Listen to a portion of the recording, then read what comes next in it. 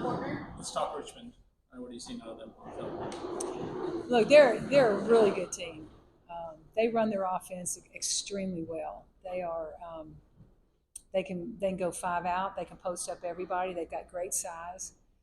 They've got great experience. They were in the NCAA tournament last year. They lost to Duke in the first round. They've got some really high-level three-point shooters, and they can have five of them on the floor at the same time. So they're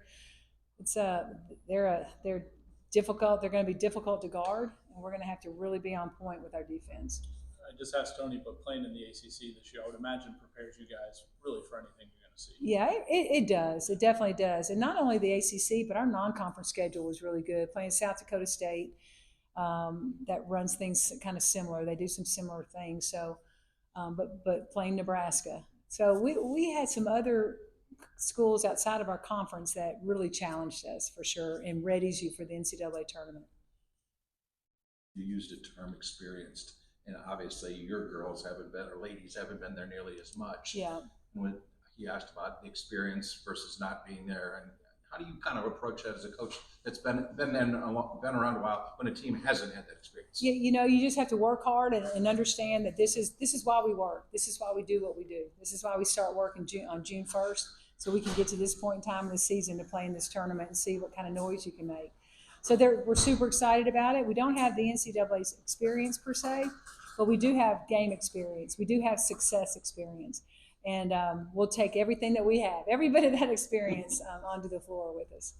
We may have talked to you about this on Sunday, but the second trip to California, yeah. Anything different logistically or nutrition-wise or anything like that? Not really. Yeah. We've had that experience, and it really wasn't that bad of a trip. It was a 4.5 hour flight, and that's not really that bad. So we got there. The time change maybe is something that you have to deal with, but not going that way. Really, coming back is when you have to deal with it. So, no, we'll take the trip back out to California.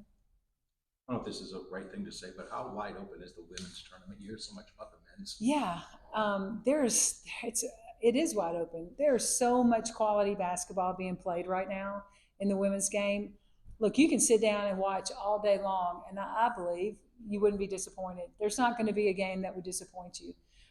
Every one of these teams, all 68 teams, fought hard to get where they are. But the level of women's basketball play, skill, three-point shooting, speed and quickness is just rising every year, which makes the game much more exciting. As a coach, are you happy for the girls for the fact all they've done this year to make it and be able to be in this opportunity? I'm extremely proud of them because it's the goal. They set the goal, and they did a lot of work to get there, and they've stayed loyal and true to the program to make it happen, and that's really rewarding. But okay, so we got in the tournament, but that's not just it. You want to play as long as you can in the tournament. Now that's the goal. Now that some time has settled, what has been your message to the team after watching film and being in practice? What's your message to the team now? Effort. It's going to take extreme effort, and for 40 minutes, everything you do, multiple efforts. Just lots of talking, lots of just staying together. Things are going to happen. Adversity is going to hit. Things are going to happen. You have to stay tough and strong, and we've been through those scenarios this year. So we've had experience of being up and then getting down and then having to fight our way back. So we've been through a lot of different experiences, and this is the point in time when you call on all those things. Is there any different approach that you have with this? Because like you said, now is the time where you just want it done. So is there a different approach as a coach that you take to prepare your team for this? There really isn't. There really isn't. We still come to practice, put our stuff on, we watch film, we scout a team, we get out there, we figure out how we want to guard their actions and how we want to play. I mean, there's really no difference. There's just a lot more attached to it, and you can't let that those attachments get to you. Can't let any pressure get to you. This is the time where you go out there and you just work your tail off, have fun, enjoy what you've, getting to this point, and go see what you can make. Go make some noise.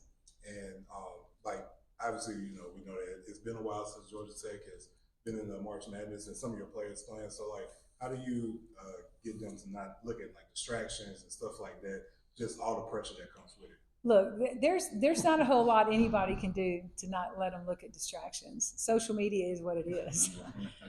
Today's day is what it is. So I don't know how they get through a day anyway, So I can't even get caught up in that. But obviously these kids have been raised in this environment as far as all the distractions, and they learn. They're very they're adaptable, and so they have to figure out what they can and can't do in that, because you have no control over that. If you've got a phone, you're distracted.